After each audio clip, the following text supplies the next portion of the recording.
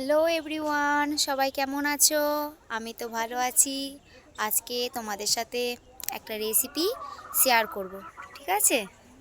প্রথমে চালটাকে পরিষ্কার করে ধুয়ে নিয়েছি, তারপরে আধ ঘন্টার জন্য ভিজোতে দিয়ে দিচ্ছি। চলে এসছে মাটন, কিন্তু মাটনের রেসিপিটা তোমাদেরকে পরে একদিন শেয়ার করব। আমরা নিয়ে নিয়েছি তেজপাতা, এলাচ, দারুচিনি, লবঙ্গ। এগুলো ভাতের মধ্যে দিয়ে দেবো। এখন চাল দিইনি, জলের মধ্যে দিয়ে দিয়েছি। সামান্য মতন তেল,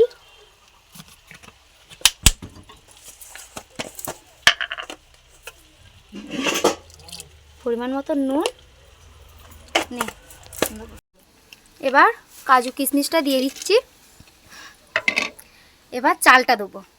তোমরা চাইলে কাজু কিশমিশটা ভিজিয়ে রেখেও দিতে পারো। ওইদিকে ভাত হচ্ছিল, এদিকে সবজিগুলো আমরা কেটে নিয়েছি।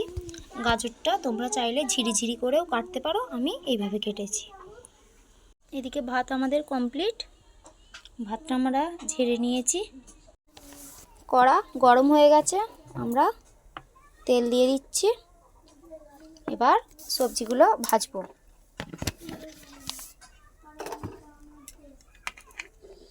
প্রথমে গাজর দিয়ে দিচ্ছি,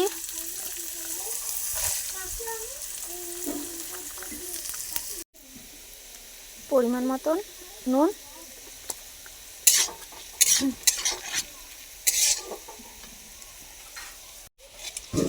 আমাদের গাজরটা মোটামুটি ভাজা হয়ে গেছে।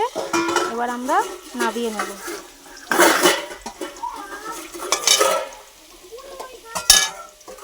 এবার আমরা ভাজছি বিনস, একইভাবে ভেজে নেব।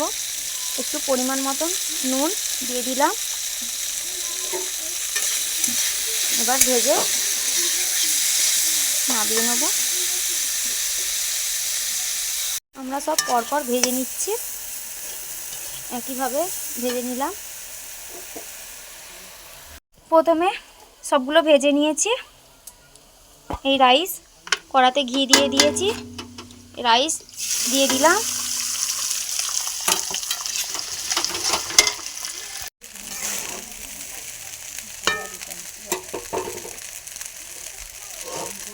এবার এর মধ্যে মটরশুঁটি,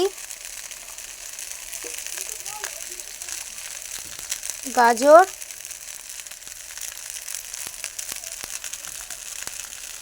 বিনস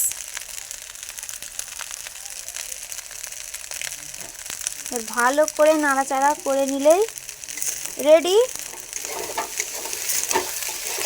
আমাদের ফ্রাইড রাইস। তো ফাইনালি রেডি আমাদের ফ্রাইড রাইস। আমি কিন্তু চিনিটা ব্যবহার করিনি, তোমরা চাইলে চিনিটা ব্যবহার করতে পারো। আমাদের রেডি ফ্রাইড রাইস, তার সাথে লাল লাল ঝাল ঝাল মাটন। তোমরা চাইলে বাড়িতে রেসিপিটা বানাতে পারো। এবার বলো, খেয়ে বলো কেমন হয়েছে। আলু নেই, নেই।